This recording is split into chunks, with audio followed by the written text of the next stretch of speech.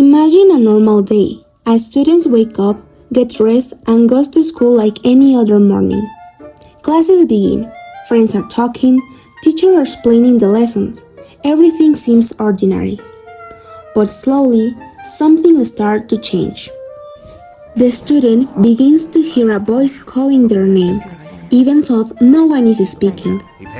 At first, it is confusing. He looks around, trying to understand where the sound is coming from. As the day continues, the voice becomes clearer and more frequent. The student starts to believe that someone is watching him, or that others are talking about them. These thoughts feel real and frightening, even though there is no evidence that supports them. This is how psychosis can begin, quietly, during a completely normal day. Psychosis is a mental state in which a person loses contact with reality. During psychosis, hallucinations and delusions can affect how a person thinks, feels, and behaves. Understanding this experience helps us see psychosis not as something distant, but as a condition that can affect anyone. What happens when reality changes? Psychosis is not a single disease. It is a group of symptoms that can appear in different mental or medical conditions. These conditions include schizophrenia, psychotic disorder, bipolar disorder, and severe depression. A person can experience psychosis without having schizophrenia, which is a common misconception. Psychotic episodes usually begin in late adolescence or early adulthood, a stage of life when the brain is still developing. However, psychosis can also appear in children or older adults. In older adults, it may be related to neurological diseases, Alzheimer's or Parkinson's. Much of our future depends on the way we use this medium of communication. They're classified as vulnerable adults, and only those who have capacity to give consent have been allowed to talk to us. Their faces have been blurred to protect their identities.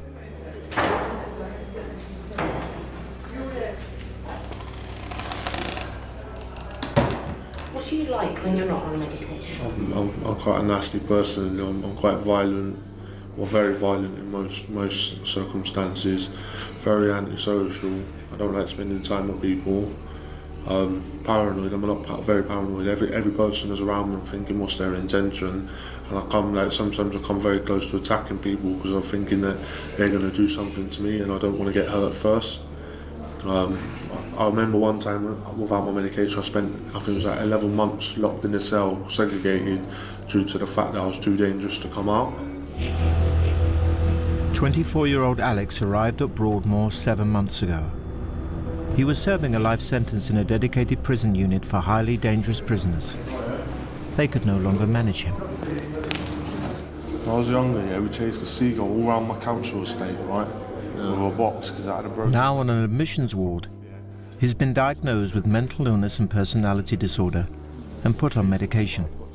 One of his symptoms is auditory hallucinations. He hears voices. I was doing a fruit salad the other day for an assessment. I had to do this assessment for personal motor skills, is like for learning disability.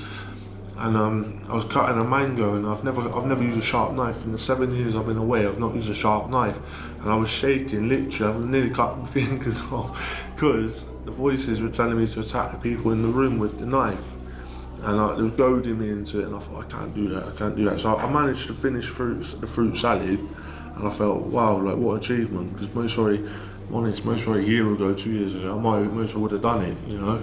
It's dirty. Everywhere is dirty. I must... No. It's dirty though. No, we will clean it afterwards. But we want to give you bedding for now, yeah? This is Cranfield, the intensive care ward, home to the hospital's most acute mentally ill patients. Okay, I'll do that. In this video, the speaker explored how psychosis affects perception instead how the brain builds our sense of reality. He explains that our brains always try to interpret sensory information using past experiences and expectations. Normally, this helps make sense of the world, but in psychosis, this is disrupted. The brain's predictions can override actual sensory input, leading to hallucinations or mistaken beliefs.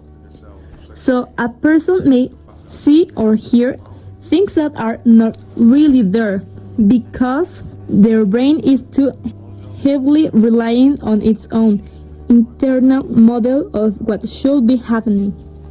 This shift doesn't just affect sensations, it reconfigures reality.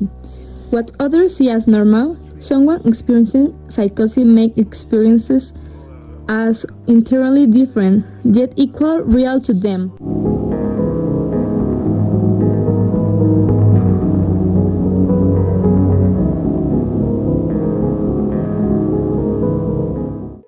There is no single cause of psychosis. Research shows that it developed from a combination of genetic factors and difference in brain development. Environmental factors also play a major role. Stressful or traumatic experiences, especially during adolescence, can increase vulnerability. Sleep deprivation, alcohol abuse, and drug use can also trigger psychotic episodes. In some cases, certain prescription medication may contribute as well. Masses have never thirsted after truth. They turn aside from evidence that is not to their taste, preferring to deify error if error seduced them. Whoever can supply them with illusions is easily their master. Whoever attempts to destroy their illusions is always their victim. According to the psychologist Carl Jung, the greatest threat to civilization lies not with the forces of nature, nor with any physical disease, but with our inability to deal with the forces of our own psyche. We are our own worst enemies, or as the Latin proverb puts it, man is a wolf to man. In Civilization in Transition, Jung states that this proverb is a sad yet eternal truism, and our wolf-like tendencies come most prominently into play at those times of history when mental illness becomes the norm rather than the exception in a society, a situation which Jung termed a psychic epidemic. Indeed, it is becoming ever more obvious, he writes, that it is not famine, not earthquakes, not microbes, not cancer, but man himself, who is man's greatest danger to man, for the simple reason that there is no adequate protection against psychic epidemics, which are infinitely more devastating than the worst of natural catastrophes. In this video, we are going to explore the most dangerous of all psychic epidemics, the mass psychosis. A mass psychosis is an epidemic of madness, and it occurs when a large portion of a society loses touch with reality and descends into delusions. Such a phenomenon is not a thing of fiction. Two examples of mass psychoses are the American and European witch hunts of the 16th and 17th centuries, and the rise of totalitarianism in the 20th century. During the witch hunts, thousands of individuals, mostly women, were killed, not for any crimes they committed, but because they became the scapegoats of societies gone mad. This video introduces the concept of mass psychosis, a phenomenon in which not just one individual, but entire group of people lose touch with reality. It describes mass psychosis as kind of psychological epidemic, where fear, misinformation, and social pressure cause many people to adopt false beliefs at the same time. Historical examples are used, such as the witch hunts of the 60th and 70th centuries, to demonstrate how societies can fall into collective delusions. This video raises a critical question. Can an entire population lose its sense of reality together? The answer presented is yes, especially when people stop questioning information and begin to accept fear as a truth. It also explores the connection between mass psychosis, propaganda, fear-based messaging, and the rise of totalitarian ideas. The main lesson is that awareness, critical thinking, and the ability to question assumptions are essential to prevent psychological collapse at the social level.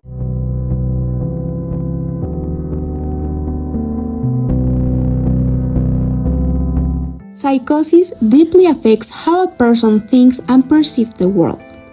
Delusions are common and involve strong beliefs that are not based on reality.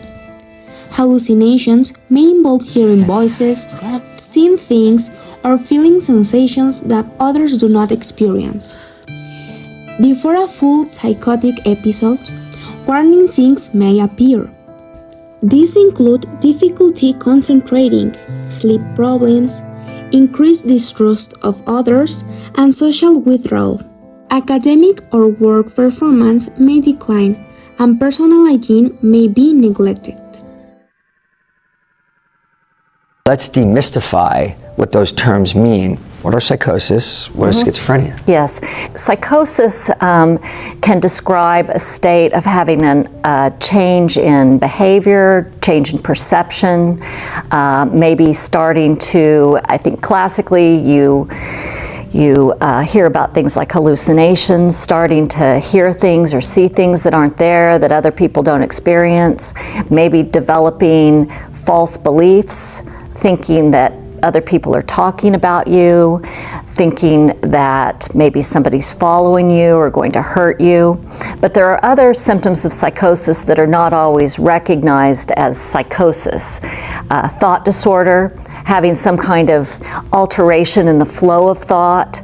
Maybe things get jumbled up and confusing. It's hard to communicate.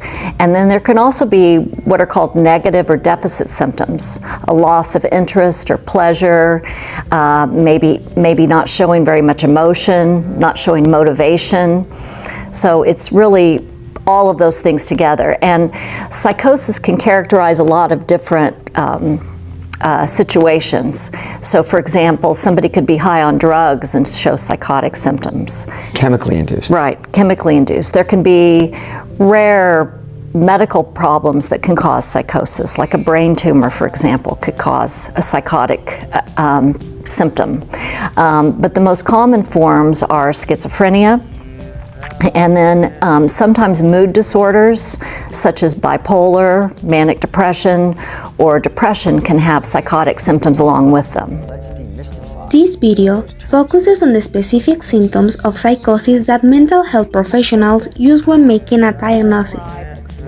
One of the main symptoms category discussed is hallucinations, which involve hearing, seeing, feeling, smelling, or tasting things that are not actually present in the external world. Another case symptom is delusions, which are strong and fixed beliefs that are false, yet feel completely real to the person experiencing them. Different types of disillusion are explained. Some involve persecution, such as believing someone is trying to harm or monitor you, while others involve grandiose beliefs like thinking you possess special powers or abilities. These symptoms are often accompanied by a loss of insight, meaning the individual may not recognize that their experiences are part of a mental health condition. This helps explain why psychosis is so disruptive, as it alters the core processes of perception, thinking, and reasoning.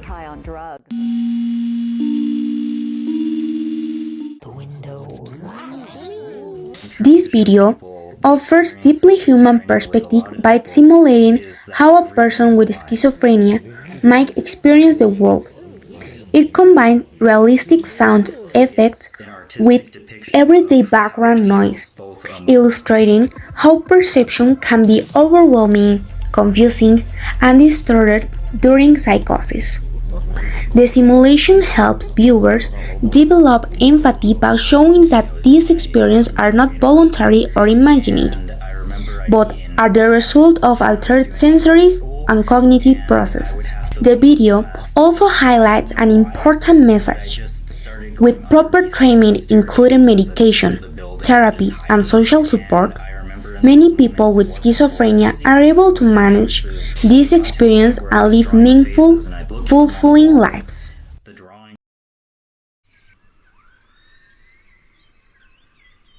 Antipsychotic medication are the foundation of treatment for psychosis.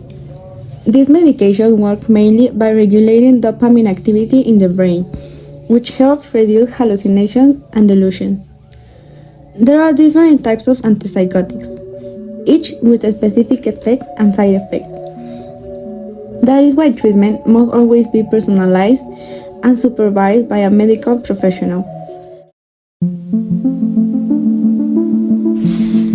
Psychological therapies help people understand their experiences and cope with symptoms. Cognitive behavioral therapy helps individuals question distorted thoughts and reduce distress. Individual therapy supports emotional expression and self-esteem.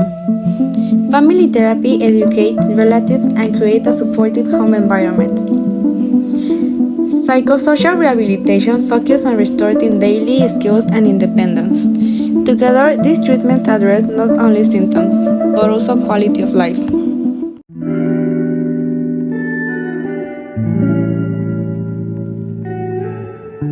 Medication I take or the routine I follow, I experience horrible psychosis. If I was here with you, unmedicated and not on my very strict routine, you would see a much different Kevin. You would see me talking over here to the person in the corner that doesn't exist to you. You would see me feeling threatened by paranoid, but that snipers were coming to kill us both. You would see me, and this has happened before, where I believe that houses were going to come alive and eat me.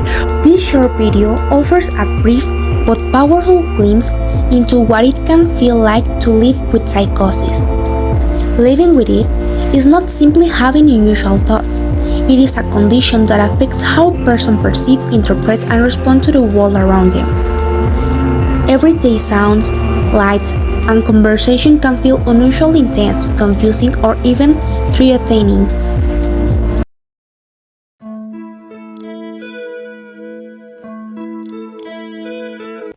Entertainment media are often cited as an important source of information about mental illness. These media, however, have been widely criticized for their negatively stereotypic and inaccurate depictions of mental illness. Movies, in particular, have been faulted for misinterpreting mental illness and perpetuating stereotypes. One of the more prevalent stereotypes found in movies is the depiction of a character with a serious mental illness as dangerous and violent. Over 2 decades ago, they identified the homicidal maniac as one of Hollywood's more pejorative stereotypes about people with mental illness.